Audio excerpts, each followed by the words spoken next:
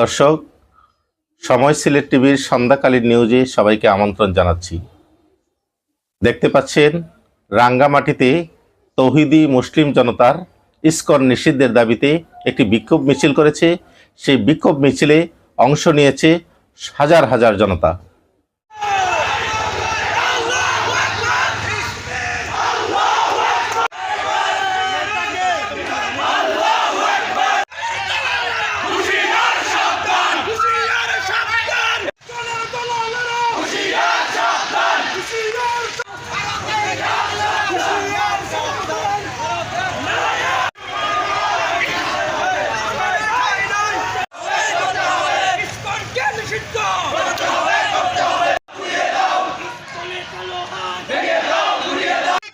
ইসকনের মাধ্যমে বাংলাদেশের পরিস্থিতিকে জানাজা অনুষ্ঠিত হবে, আপনারা সবাই জানাজা শরীক হবেন। করে দেন আমাদের এই দেশকে ভারতের দালালি শেষ করছি। ধন্যবাদ সবাইকে।